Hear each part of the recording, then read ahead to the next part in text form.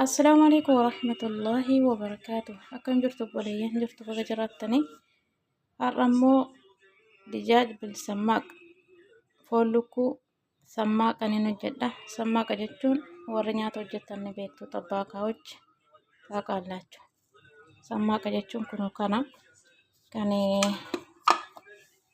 salaaxaa fattuushi hojjetamu yeroo salaaxaa fattuushi hojjetanii gubbaarratti naqxanu soogiddanni kun soogiddaammadha mur sirritti hin gubaa jechaadha.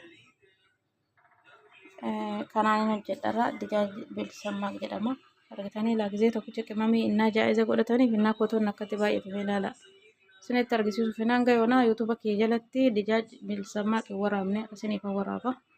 Achuma jalaa laallattu yeroo kaanii fi warroonni na hordofaa jirtanu galatooma isiniin jedha. Akkasumallee warroonni viidiyoo koo ilaaltanii cal'istanii bira darbitanu maali waan gaarii barsiisaa jirra malee waan hamaa miti waan ta'eef laayikii ittiin kaffalta waan ta'eef laayikii yoo tuqxan maal ta'a?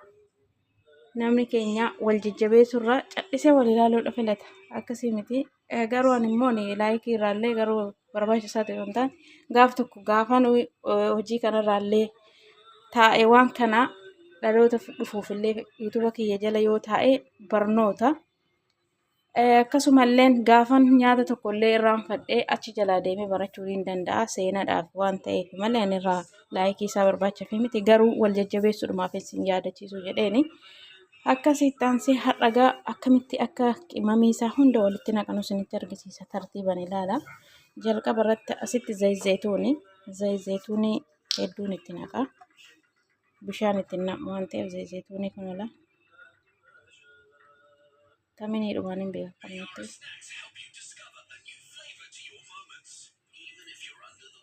Hedduudha sirriitti naqa.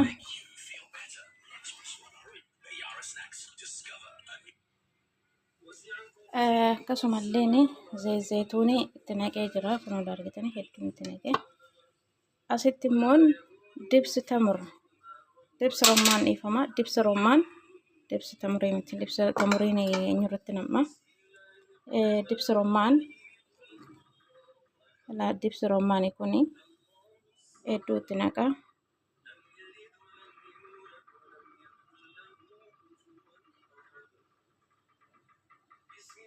Maankaa lama ta'a. Tamaniidhumaan itti naqese maankaa lamas ta'uu itti naqxu akka hojjettanitti warra hojjettanii. Dibsi rommaanii dibsi tamuriin kan maanni geemaatii ramadana dhufuuti. Ansaati akkasii waa lamatti naqe ilaala. Asitti immoo kunoo filfil majruush jechuun kan biyya keenyatti yeroo arafaa kun argitanii xirefee biyya keenyatti xiqqoo wayii itti naqaa argitanii darraa xiqqoo itti muddisu keenyaa fi ruubii maankaa jedhama.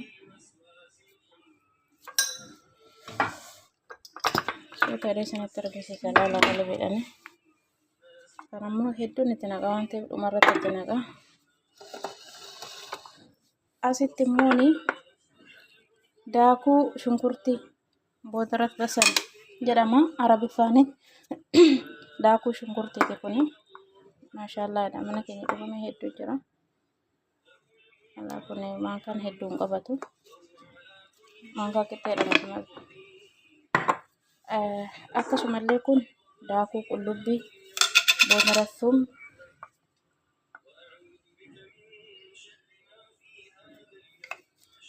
har'a guyyaa tokkicha ilaaltanii achuma ilaaltanii argattu.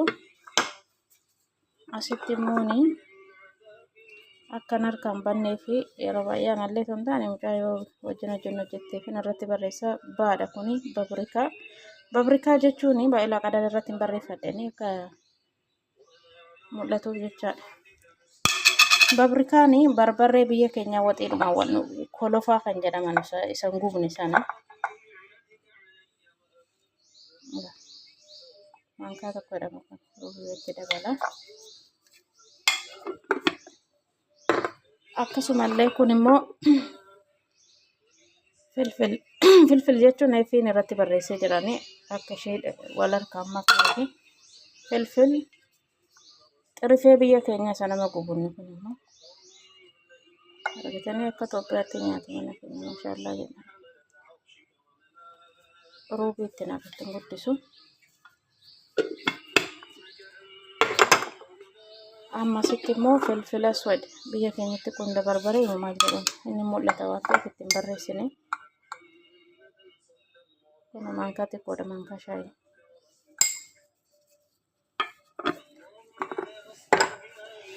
Ayyee amma kana hunda kanadhee amma argitanii kanaafii kana mee soogidda immoo ittiin guddisu sababnis maaliif yoo jettanii kuni mataa isaatiin soogidda waan ta'eef garuu xiqqoo wayiin ittiin naqalaaf kan maankaa ruubii wayiin taate xiqqoo ittiin guddisu kanatu soogidda mataa isaatiin jechaadha.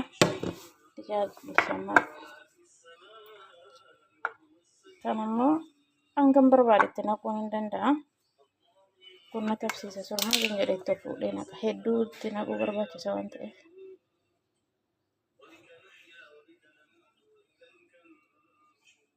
Indii meessannuu waan biraan barbaadu.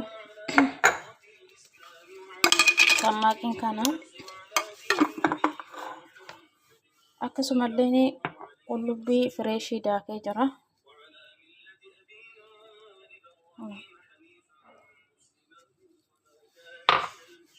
Kun immoo loomii fireeshii bishaan waan akka hin barbaachisu hanga kana keessatti jechaadha. Kani kutuun akkatti baay'atu si'a tokkicha naannootti naqatanii qimameen bakka tokkotti walitti naqaa irra garuu sanatti argisiisu yeroo daqiiqaa hedduu natti fudhate. Sana booda kun asitti immoo kana waliin hin makaa mankana irraa fagaatee jira. Ilaa shunkurtii sharaaya argitanii sharaayaadhaan hin muree asitti qopheeffatanii jira. Waliin hin makaan midhaan kun waan zayituuna mataa isaatiin xiqqeedha. Mana kana zayitii nyaatu zayitii hedduu baay'ee. Asitti immoo kun timaatimii sharaayaadha. Asitti immoo dijaa dhalaa kun yeroo baay'ee isinitti agarsiisaa dhiqee bareechee akkasuma tasbiilaan akka keessa seenuu wawwaraaneen jireenyuudhaan argitanii. Sadarii isaa immoo kun duraanis si'a meeqa isinitti agarsiisaa jira isa viidiyoo kiyya yoo jala seentanii laata. Sadariin kun qimameen fudhatu waan ta'eef roga isaa kana keessa saaqxuu jedhee isinitti himee jira. Saaqxanii kun akkatti wawwaraantu akka wal fudhatu dhiqee amma argitanii loomiidhaaf kaliidhaan bareechee waan akka hin qabu gogee jira. Innaa amma gaa hojiitti galuufan jira. Harkaanii waliin makaa jira. Maaliifii maankana cinarraa fagaatee jira. Nanti pasal masuknya waliin makee.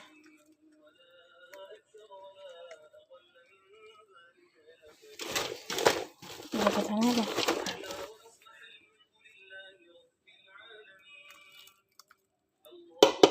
Ini ruga jenna isa.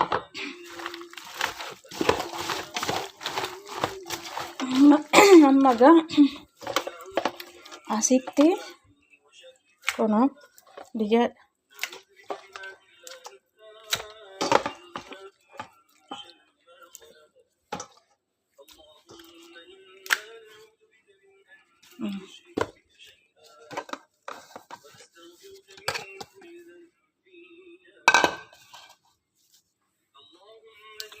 ya kita nih waliin makahon dasar keteja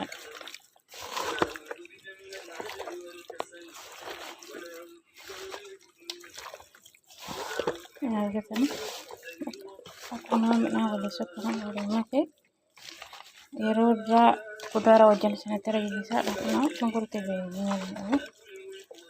hailanya masuk abidda far alatti himeni gade keessatti faasoo qopheessanii kamni ibsuudha. Bakka kanatti kunoo sanii haimuu qopheessee jira.